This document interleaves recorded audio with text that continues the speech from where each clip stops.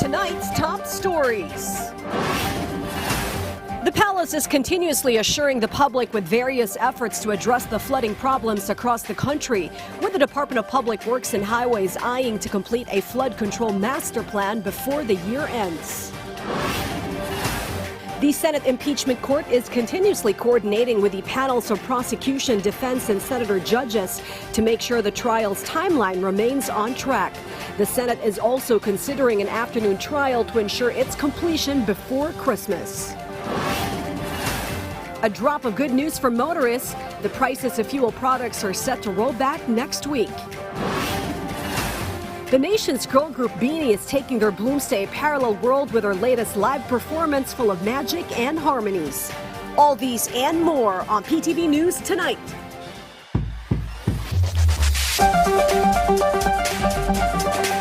Good evening. Welcome to PTV News Tonight.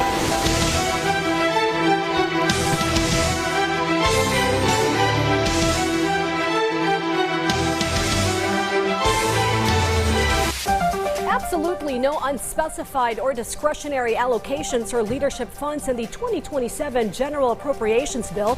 Practically all DPWH proposed outlays are specific line items. Sufficiently documented and vetted, vows Executive Secretary Ralph Recto, and giving his two thumbs up endorsement on the proposed 2027 national budget. More details from PTV senior correspondent Clazel Perdilia. There is no discretionary fund in the proposed national budget of more than 7 trillion pesos for next year. Malacanang made the assurance as hearings on the proposed 2027 national budget get underway. Lahat ng mga nakalista dyan ay may program of work. Halimbawa, pagdating sa DPWH, lahat dyan may dokumento, lahat dyan may programa.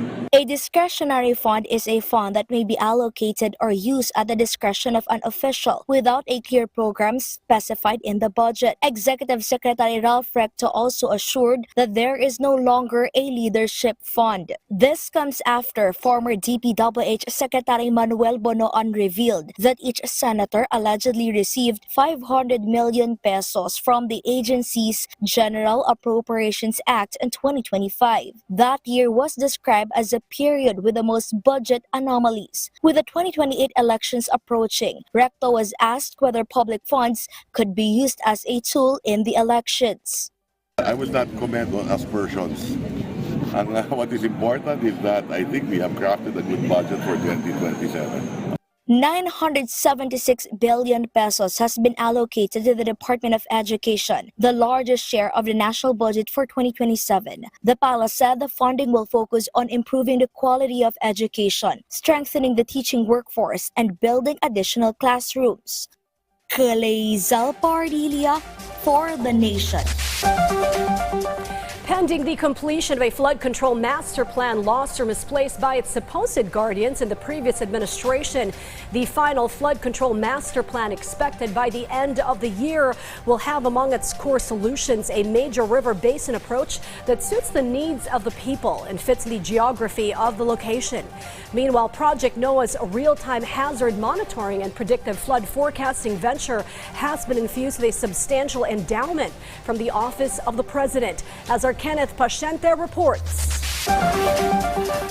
The palace assured the Department of Public Works and Highways will implement a holistic approach through a major river basin plan to address flooding in the country. According to the palace, this is the approach the DPWH sees as best suited to the needs and geography of the country. This comes amid the absence of a flood control master plan, which the administration said was not turned over by the previous administration. Ngayon, ang pinapairal po ng DPWH, inaaral muna ang kumbaga aayusin po ang flood control per major river basin plan. At yun ang nakikita nila sa ngayon na ugma or tugma sa pinakalokasyon ng ating bansa. Nevertheless, the government is not setting aside the possibility of having a master plan. DPWH Secretary Vince Dizon earlier said the agency is targeting to complete the flood control master plan before the end of the year. Hindi po sinasara ng administrasyon ang patungkol sa master plan. Pero still dapat lahat itong aralin kung ano ang mas makakabuti sa ating bansa, kung paano mas matutugunan ang problema sa pagbaha, lalo-lalo na kung talagang napakalakas ng buhos ng ulan. So, lahat ng plano na pwedeng gamitin para matugunan ang problema sa pagbaha, ay pwede namang gamitin sabay-sabay. Gawing sabay-sabay nang hindi naman magkakaroon ng problema. In a related development, President Ferdinand R. Marcos Jr. has ordered the release of 1 billion pesos to the UP system to strengthen Project NOAA and support the use of AI, real-time hazard monitoring, and predictive flood forecasting. This is intended to help communities on early identification of the risks of flooding and other disasters. Sa naturang pondo, 935 million pesos ang nakalaan para sa research services at 65 million pesos naman para sa pamahalaan o sa pamamahala at pangangasiwa ng proyekto. Gagamitin din ang pondo sa pagbili ng mga kinakailangang kagamitan, teknolohiya at pagkuha ng mga eksperto. Through AI-enhanced modeling, LiDAR mapping, and data analytics, Project NOAA will provide a real-time information and forecasts on possible flooding and other disasters. Kenneth Pasyente for the Nation. Jaded and weary folks of Santo Tomas, Pampanga are keeping their fingers crossed. One of the fish ponds in town will successfully convert through DPWH intervention into a water detention or catchment facility to finally mitigate their decades-old woes and misery of year-round flooding. Our JM Thompson has the full story. Some residents in Santo Tomas, Pampanga are hoping that flooding problems will decrease now that DPWH is set to build a massive detention basin in their town. Just like Gina, who has been renting for 8 years, and whenever floodwaters rise in their area, their daily needs and livelihood are affected. Bumili po kaming pump para makalabas po namin yung tubig. Ayan pa po yung hose ng pump. Sunod po yung CR po namin, hindi kami makasiyar siyempre. Pag mag-CR, hindi bumababa yung tubig. Sana po gagawin na nila para makikita po namin na. For decades now, Kapampangans have been experiencing flooding in Santo Tomas, which is why it can be observed that some vehicles are already raised high and residents wear rain boots every day. Public Works Secretary Vince Dizon visited several areas in Santo Tomas, including the fish pond that will be converted into a large detention basin, which will help reduce flooding in the town. Ang problema lang kasi is, for so long, yung area dito sa kung nasan tayo ngayon, halos pumapantay na sa ilog. Ito na kasi yung Abacan River, kung makikita nyo doon. Ang kailangan lang, papagalimin natin. Kasi kahit na 9,000 square meters yan, kung mababaw lang, puno na rin. Ayan nga, puno na. Kung makikita nyo, yan lahat. The project will start this year, but according to the Secretary, the communities must be consulted first and the project must be planned properly. Because according to him, President Ferdinand R. Marcos Jr. ordered that flood mitigation projects must be integrated. Kailangan talaga integrated yung approach natin dito sa Pampanga River Basin. Kasi hindi lang naman Pampanga ang apektado dito eh. Lahat ng halos ng probinsya ng Central Luzon, Bulacan, Pampanga, Zambales, pati Bataan. Ang kagandahan dito sa Santo Tomas at sa Minagi, palisdaan lahat to eh. So kung uhukayin natin yon, makakatulong pa tayo sa mga mangingisda, saka yung mga palisdaan natin dito. Secretary Dizon met with the Pampanga LGU and other government agencies for the Integrated Flood Mitigation Master Plan that will address the flooding problem. J.M. Thompson for The Nation. To help expedite the completion of the Vice President's impeachment trial, the Senate Impeachment Court is pondering daily hearing sessions with the cooperation of both prosecution and defense panels in crafting a mutually acceptable schedule of trial sessions. This as Senate Presiding Officer Sherwin Gatchalian expressed dismay on Vice President Security Group Commander Colonel Raymond Lachica going completely off the hook in the misuse of confidential funds issue, as our Bernard Ferrer reports.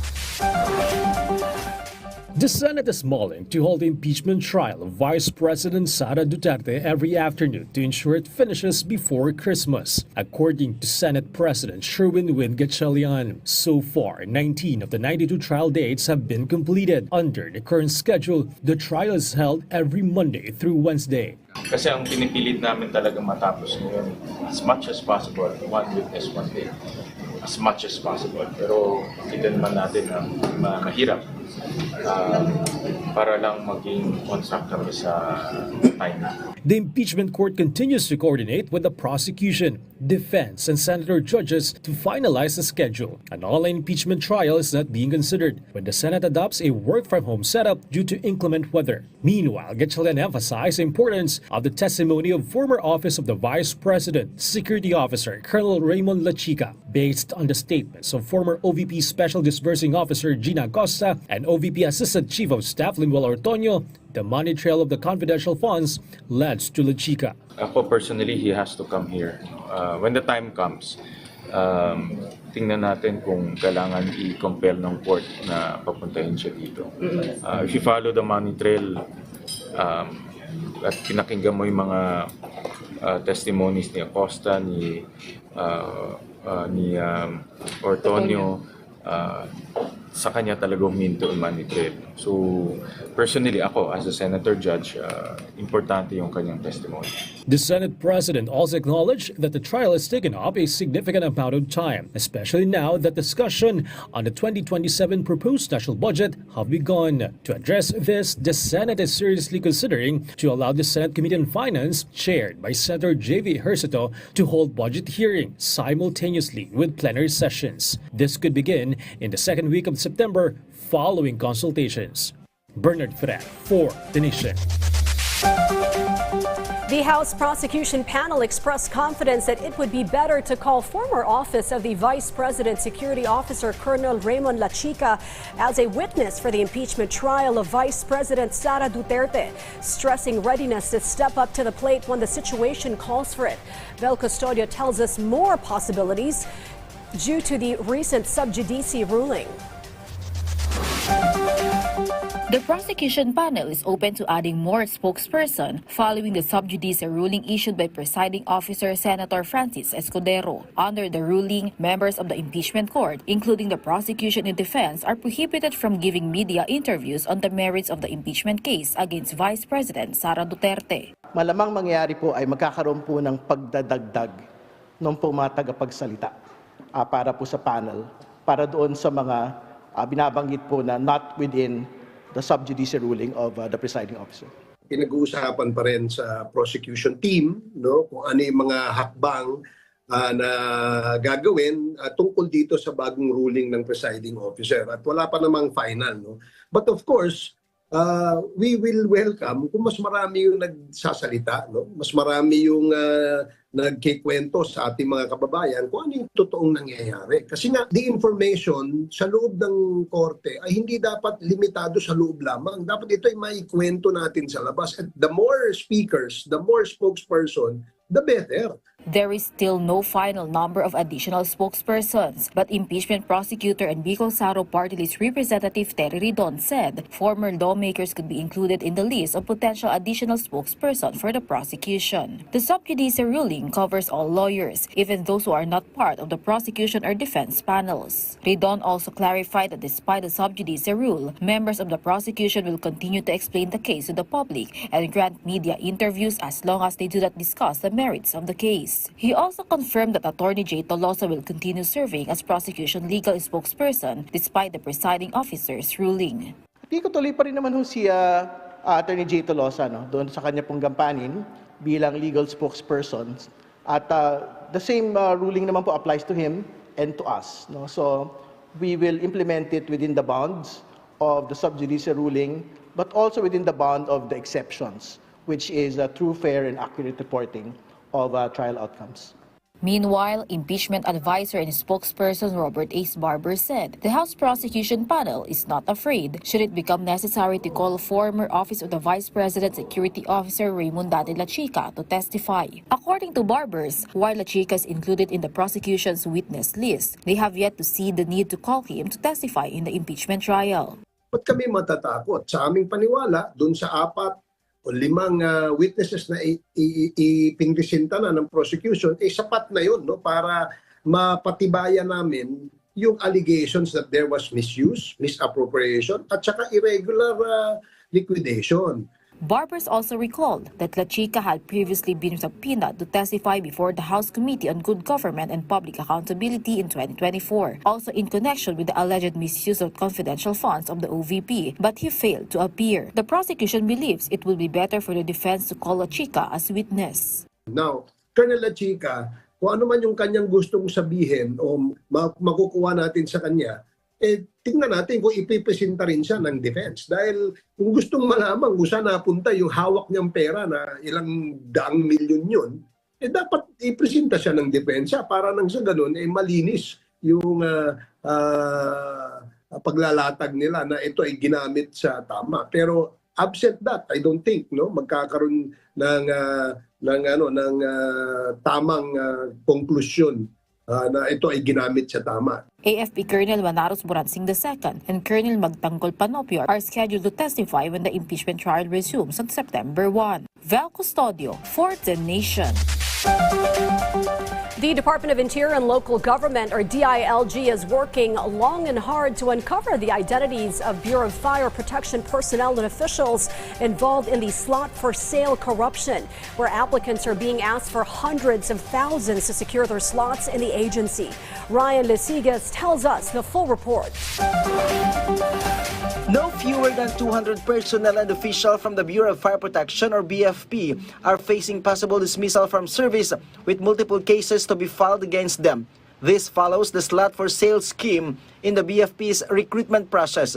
According to DILG Secretary John Vic Rimulya, they are gradually uncovering the identities of BFP personnel and officials involved in the scam. Among those under investigation and relieved from their post include the Deputy Regional Director for Administration of Region 4A, or Calabarzon. He is allegedly the co-conspirator of a Senior Fire Officer 1 who was arrested by the CIDG in San Fernando, Pampanga the other day.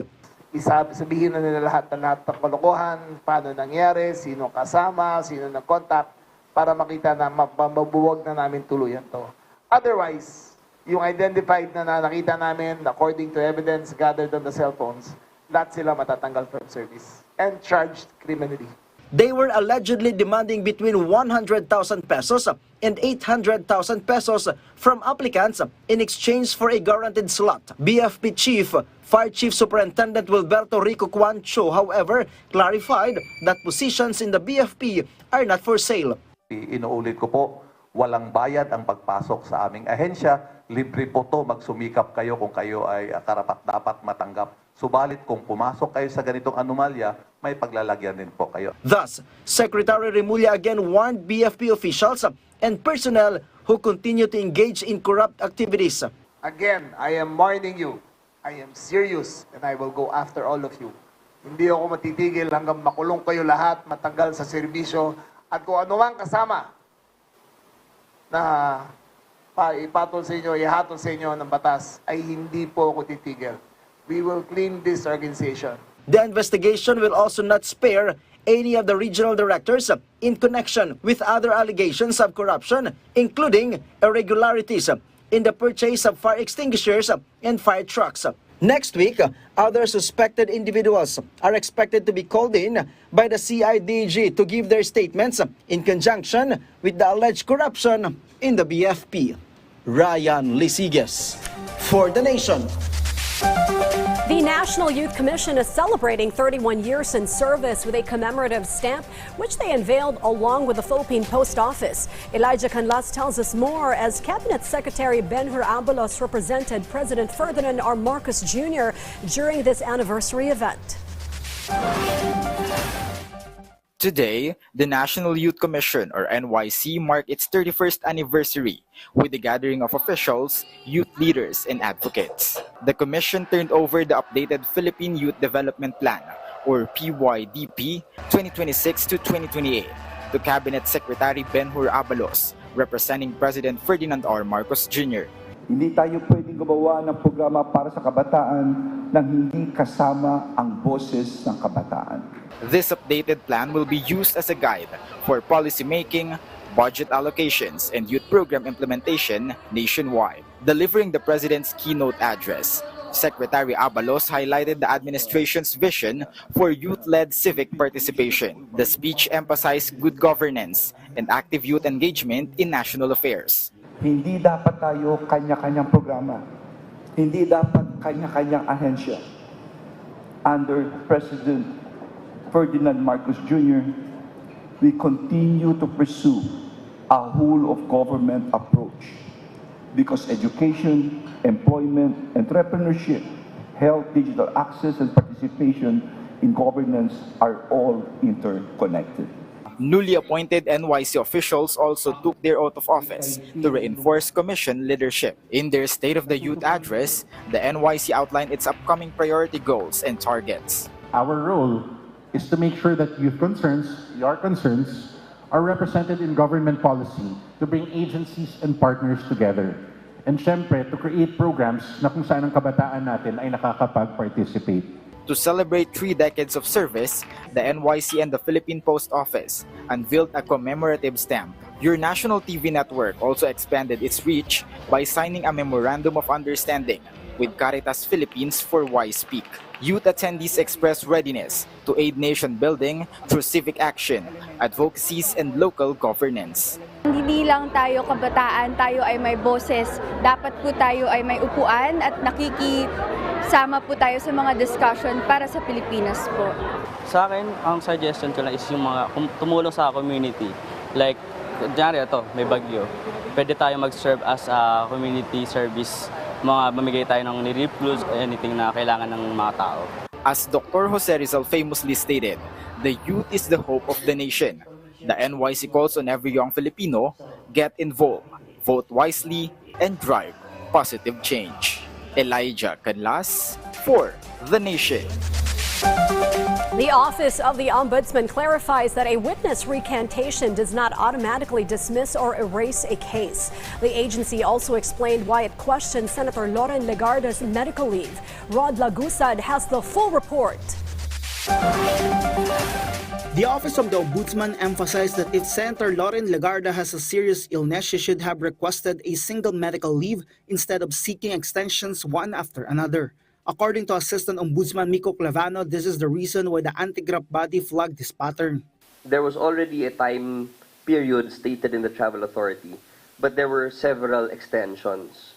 And the fact that both mother and son are out of the country adds to the speculation or adds to the suspicion of the Office of the Ombudsman. Clavano explained that this needed to be flagged, especially since the public is affected by the investigation into Legarda and Batangas 1st District Representative Leandro Leviste. Legarda first went on medical leave from August 3 to 5. She requested extensions from August 7 to 19, August 24 to 26, and September 1 to 2. The plunder and graft complaints against the mother and son in connection with the alleged irregularities involving solar project are now under preliminary investigation. According to Clavano, Legarda have already been ordered to submit their counter-affidavits in connection with the case.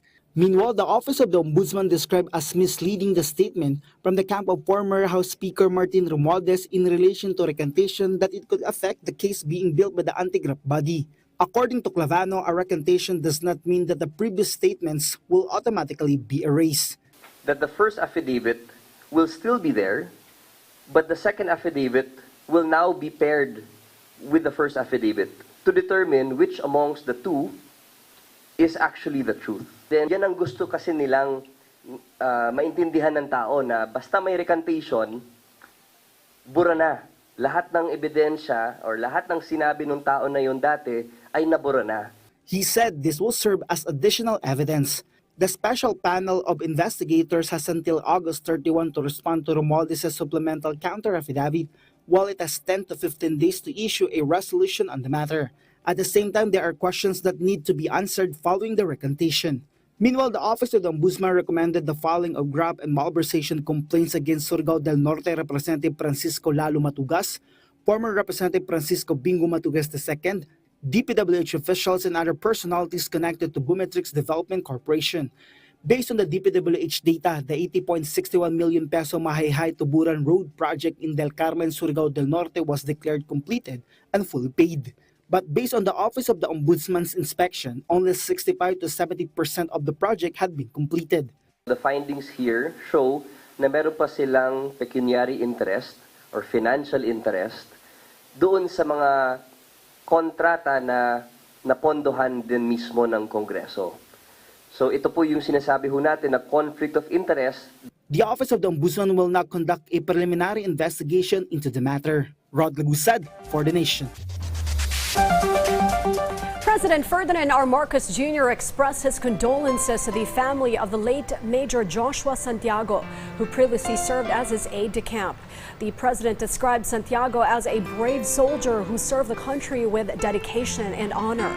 The president also shared his personal experience with Santiago, whom he said had shown courage and was a reliable officer, and above all, a good person.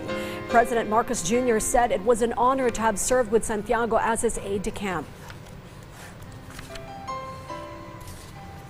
And in other news, the family of a missing Filipino medical doctor who joined a pilgrimage tour in Nepal is praying and hoping their eldest sibling is safe after massive flash floods and landslides struck the Nepal-Tibet border last August 26. Physician Juan Carlos Manalo, 30, was traveling with a group of pilgrims when the disaster hit. His last contact with his family was past 1 p.m. of August 25. According to his sister, Kiara Manalo, his last known location was the immigration office in Girong on the Tibetan side of the border, where they were preparing to leave the area and return to India. The sister added that Juan Carlos had regularly sent updates to his family during the travel until they received a call about the disaster on the night of August 26.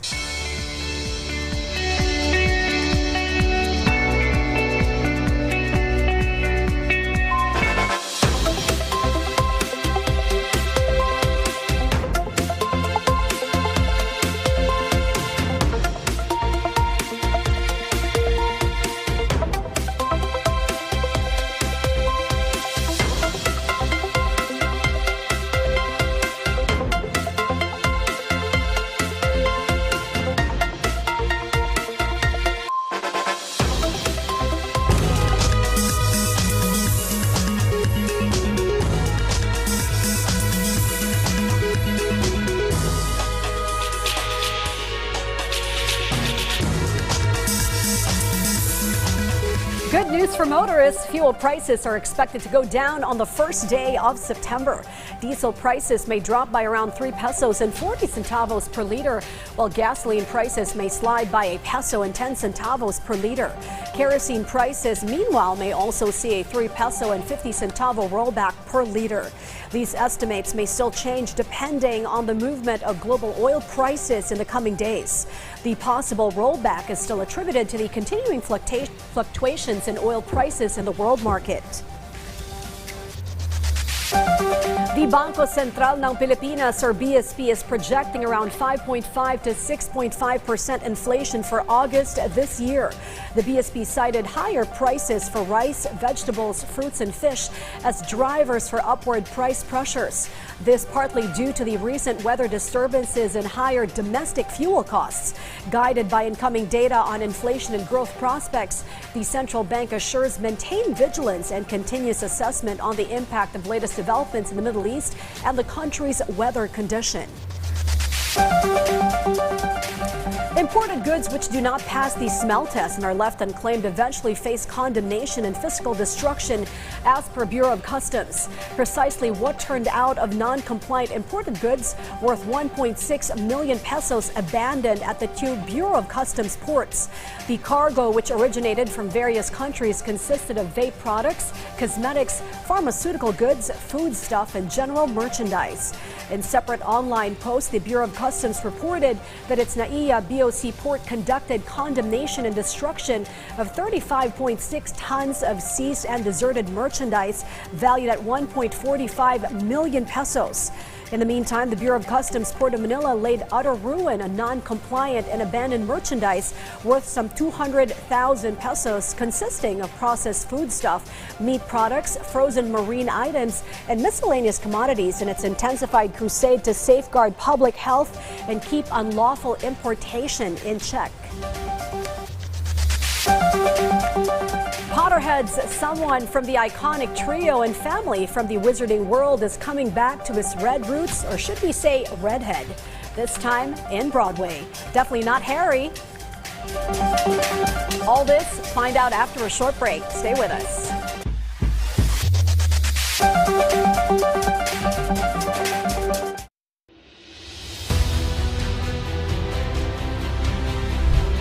Stay up to date on His Excellency President Ferdinand Marcos Jr.'s actions and initiatives as he leads the country in nation building.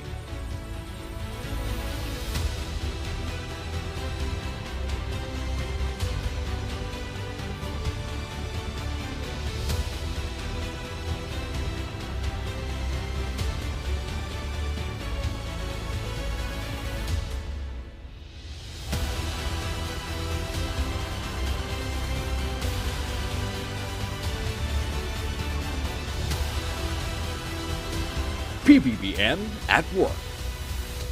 Tara na sa masayang mundo ng paglikha. Kung gusto niyo namang balikan ang mga obrang ginawa natin this week, iba-ibang DIY projects, fun trivias at artworks. Para sa lahat ng kids at mga kids at heart. Samahan si Kuya Joseph, Elia at Cholo sa kanilang exciting art adventures at bigyang kulay ang buhay. Artsy Craftsy! Artsy Craftsy, tuwing Sabado, alas 10:30 ng umaga. Dito lang sa PTV.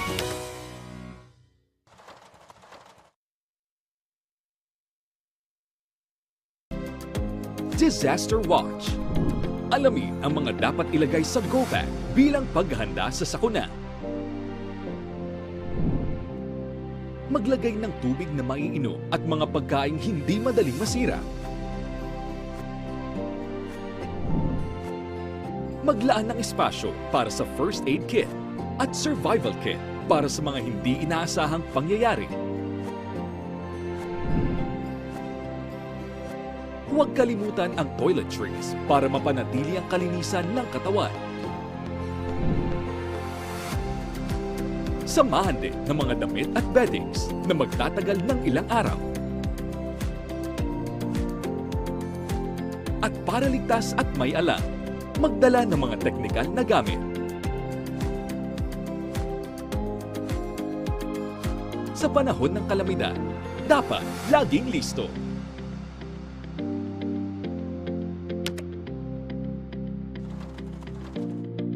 For our next food crawl, Ngayon lang ako nakakita ng sandwich na may petals ng bulaklak. tara na sa another Chibugan kasama ang certified foodie na si Joshua Garcia. First time ko kakain ng ravioli kasi hindi ko siya kayang spalingin. It's fun! Ngayong linggo, alas 10 ng umaga. Hindi raw to baby pusit eh. Psst lang daw. Psst. Nabagsak. Wala yung joke mo. Dito lang sa PTV.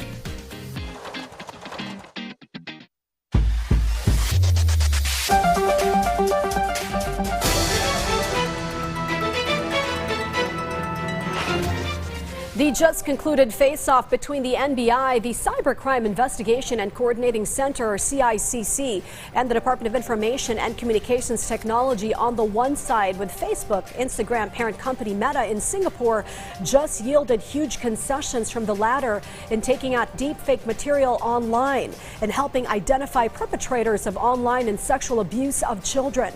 Our Bernard Ferrer has more details. Meta vowed to take more active steps in removing harmful AI-generated deepfakes and cooperating in cybercrime investigation. This follows a meeting between Facebook's parent company, the Department of Information and Communications Technology, the Cybercrime Investigation and Coordinating Center, and the National Bureau of Investigation in Singapore. Under the proposed mechanism, individuals may register for protection to help Meta quickly identify and remove deepfake content. Meta also agreed to immediately provide information and use user credentials of individuals involved in online sexual abuse and exploitation of children or OSAIC, child sexual abuse and exploitation material or SSIM, obscene content, and other forms of online abuse. Once the NBI issues a subpoena, Meta will immediately submit the required data in accordance with existing laws and legal requirements. According to CICC Executive Director Undersecretary Aboy Paraiso, this is an important step towards providing more immediate protection. The CICC expects to work with Meta to quickly assist deepfake victims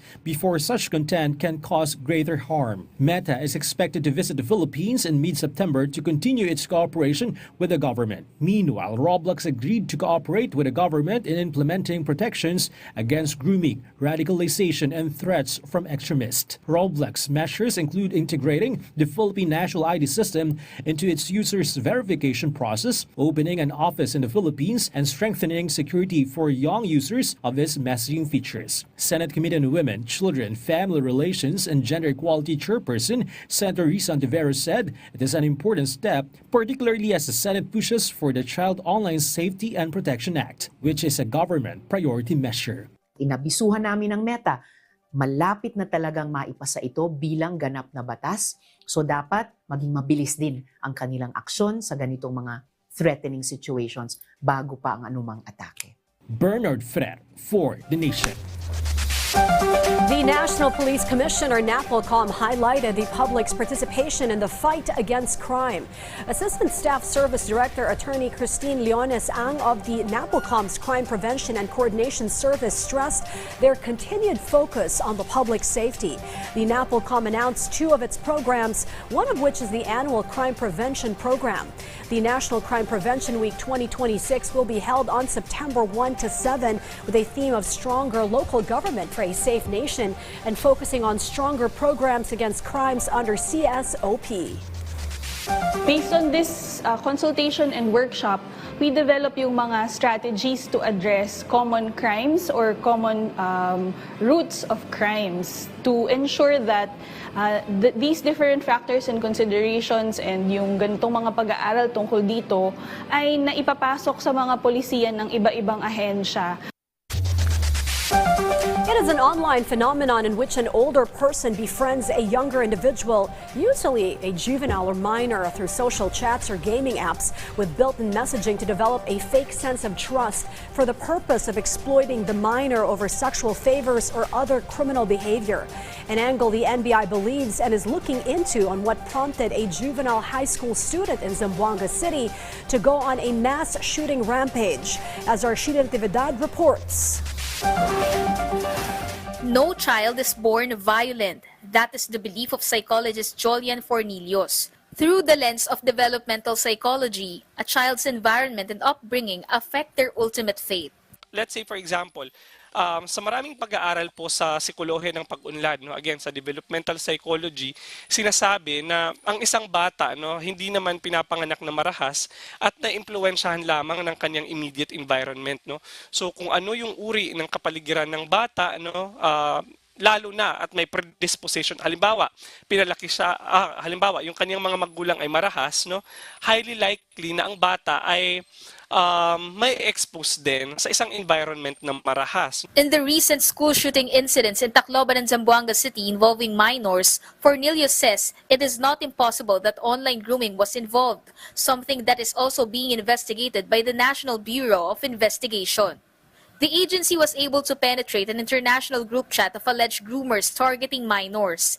The group chat eventually collapsed, but the NBI discovered that profiling was being conducted on the youth. The modus operandi begins with groomers befriending the victims first before extracting their personal information such as family identity and capacity prior to allegedly ordering them to commit acts of violence. Meron pang tinuturo na meron silang tenets, may parang Bible sila na pag nagawa mo to, mapupromote ka, may group kang inaalagaan. Pag nagawa mo naman to, yung ang thinking, if this is doon sa group na to, itong sa Zamboanga, I'm not saying ito, pagkatapos mong gawin yung task na yun at pinatay mo yung sarili mo, you will be elevated to sainthood. Those who usually become vulnerable to grooming, whether physical or online, are children who do not feel a sense of belongingness, which according to Fornillos is a need that must be met.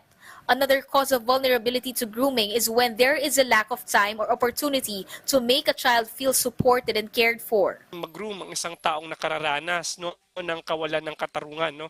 Ilan dito nga yung mga nabubuli, for example, no, yung parang napapabayaan ng paaralan, no, ng mga mahal sa buhay, no. So ilan ito sa mga posibleng individual factors, no, pero hindi ito lahat, no, na marami po sila, no. So multifaceted, no, yung mga factors o yung mga stalik kung bakit nagugroom ang isang individual. There are also grooming warning signs that parents or legal guardians should watch out for, such as sudden changes in a child's behavior or habits, atypical behavior, and disruption in cognitive and emotional functioning. Posible din na yung thought patterns ng bata nag-iiba na rin, no? So let's say for example, naniniwala siya na yung mga bagay pwedeng ma-achieve in peaceful means, pero eventually nag-change na yung pananaw niya na dapat nasisettle yung mga bagay sa pamamagitan ng mararahas na pamamaraan. We can actually summarize this, no, SAD, SAD, no? Again, sudden changes in behavior, atypical behavior, and disruption in cognitive and emotional function. The NBI, DICT, and CICC have already met with Meta and game developer Roblox to thwart grooming on social media platforms and online games. One of the matters discussed for the game Roblox was the use of national ID for its thorough verification process and stricter supervision of children using the game's messaging features. The NBI is also looking into possible links among the incidents of school violence and whether the suspected groomers behind them belong to a single group.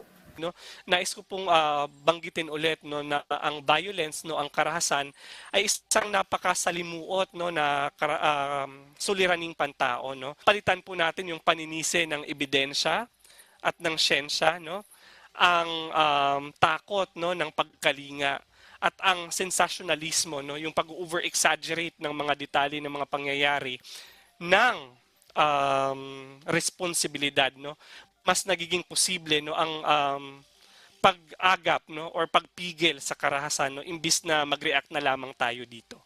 Sheila Natividad, for the Nation. A special body dedicated to probe and adjudicate vote buying complaints or charges is up for creation by the poll body early next month. Such entity will be crucial in taking on allegations on the scourge on democracy and local politics, which has persisted allegedly for the last 60 or more years. In the 2025 national elections, the poll body received 2 formal complaints on vote buying, while none thus far has been received or filed by any candidate or their representative as of yet. Itong kauna-unahang Bangsamoro parliamentary election, hindi lamang ito isang kaalala. This is a very important part of history, bahagi ng kasaysayan ng Bangsamoro at ng Pilipinas. At pagkakataon upang higit pang patatagin ang demokrasya sa rehiyon, no? Sa lahat po ng botante ng BARM, inaanyahan po namin kayo na gamitin ang inyong karapatan at bumoto at makilahok sa kauna-unahang Bangsamoro parliamentary elections itong September 14. Piliin ho sana natin at ihalal ang mga gusto nating maging kinatawan sa mga susunod na taon. Sila po ang makikipaglaban para sa inyong interes at para ho sa inyong karapatan. Talks are officially underway over officially defining or assigning the status of the Visiting Forces Agreement between the country and the United Kingdom. Discussions on the matter are focused on the strategic defense initiatives and the interoperability between both nations in promoting and pursuing peace and observing the rule of law.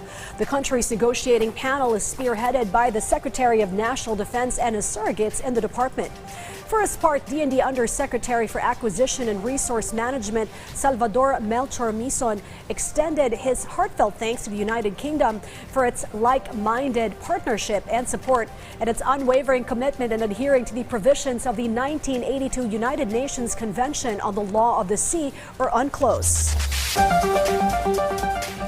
The National Commission of Senior Citizens will begin the widespread distribution of cash gifts to senior citizens in Metro Manila on September 2.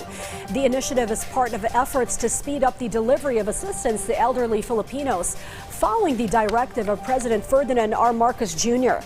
According to the NCSC, the distribution will cover qualified senior citizens who have reached the ages 80, 80, 90, 95, and 100 in line with the expanded Centenarians Act. The commission will also work with local government until volunteers to help expedite the distribution of the cash gifts.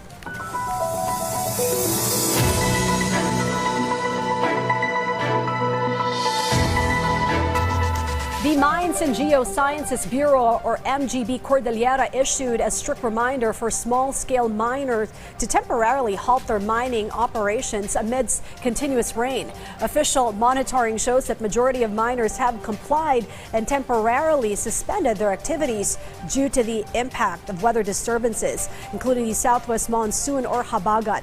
A group of miners assured that they will comply to the advisories from the MGB.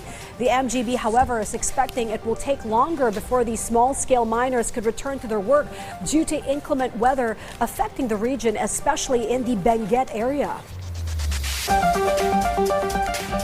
Baguio City's LGU and residents are rosy and optimistic on the proposed Central Materials Recovery Facility soon to begin construction. Projected savings to be generated from discounted trash hauling and tipping fees once the CMRF kicks off into service and operations are quite substantial. And Pine City residents are also excited and keen on the positive effects the trash recycling facility will bring to the surrounding communities. Barangay leaders and officials also claim to have jump-started the dialogue to explain the need for participation in proper waste disposal and maintaining cleanliness in their communities.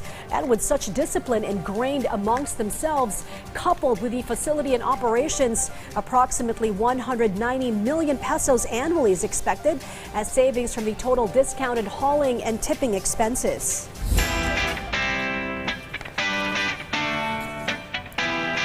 We'll now give you the latest buzz here at Pop Culture Corner. First up, Beanie has released a live performance of A Parallel World, the soundtrack of the upcoming DreamWorks animation film Forgotten Island. The performance marks the group's debut on Genius's open mic series, where they showcase the song's feel-good and nostalgic sound. The group said the song's message about friendship and holding on to each other resonates with their own bond as a group. Beanie also shared that recording the song was a fun and supportive experience, with a track drawing inspiration from Filipino culture. Forgotten Island follows Joe and Raisa, voiced by Achier and Lisa Soberano, as they enter a magical island filled with fantastical and mythological creatures. I'll fight forever, that's in life, then we like. Rupert Grint is set to return to the Harry Potter universe, reprising his iconic role as Ron Weasley in the Broadway production of Harry Potter and the Cursed Child. The actor will join the production for a 17-week engagement beginning February 2, 2027. Grint said he is excited to return to the role, noting that it feels special to play Ron again at a different stage of both their lives, as they both now are fathers. Grint first played Ron in Harry Potter and the Philosopher's Stone in 2001 and last appeared as the character in Harry Potter and the Deathly Hallows Part 2 in 2011. In the meantime, Netflix has unveiled the first look at the 6th and final season of Emily in Paris, which is set to premiere on December 24. Lead star Lily Collins teased more fashion, adventures, and of course Paris in the upcoming season. The final season will follow Emily as she faces major career and romantic choices that could change the life she has built in Paris.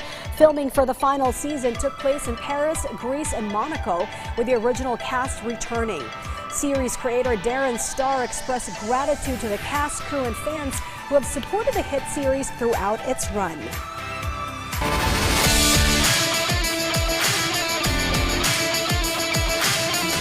Robert Bollock signs a 3-year extension to remain with the NLEX Road Warriors. The 6'1" guard has been one of NLEX's top performers in the PBA Season 50 Governor's Cup, playing a key role in their 9-2 win-loss record that has put them atop Group A. Along with signing his contract extension, Bollock is also preparing for the 2026 Asian Games as part of Gilas Pilipinas.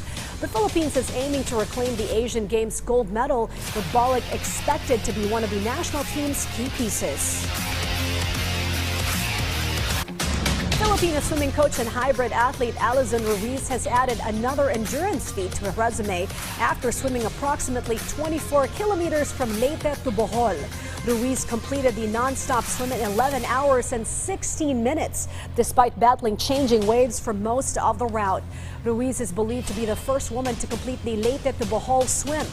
Back in August 2025, she also swam approximately 23 kilometers from Bohol to Cebu, completing the route in 11 hours and 30 minutes. Her latest swim is expected to be submitted to the Marathon Swimming Federation for official ratification.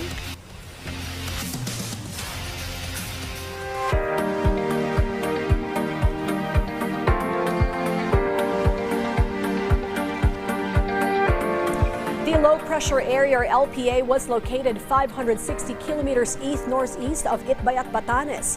The two low-pressure areas currently being monitored and both potential to develop into tropical cyclones in the coming days. The LPA to the north is enhancing the southwest monsoon or habagat, which is why most part of Luzon and some areas in the Visayas are expected to experience heavy rains this long weekend. With this, Pangasinan, La Union, Benguet, Bataan, Zambales, Tarlac, and Occidental Mindoro may experience monsoon rains with possible flash floods and landslides due to heavy to intense rains. Metro Manila, Ilocos Norte, Ilocos Sur, Abra, Nueva Ecija, Pampanga, Bulacan, Rizal, Cavite, Laguna, Batangas, and Oriental Mindoro may experience occasional rains. Visayas and the rest of Luzon may have cloudy skies with scattered rains and thunderstorms, while Mindanao may experience isolated rain showers or thunderstorms. The public is reminded to remain alert and exercise extra caution against possible flash floods and landslides, especially during heavy rains, thunderstorms, and sudden bursts of rainfall. And before we end our newscast, please do take the time to follow or subscribe our social media pages, now flashing on your screen, at PTV PH on Facebook, X, Instagram, and YouTube.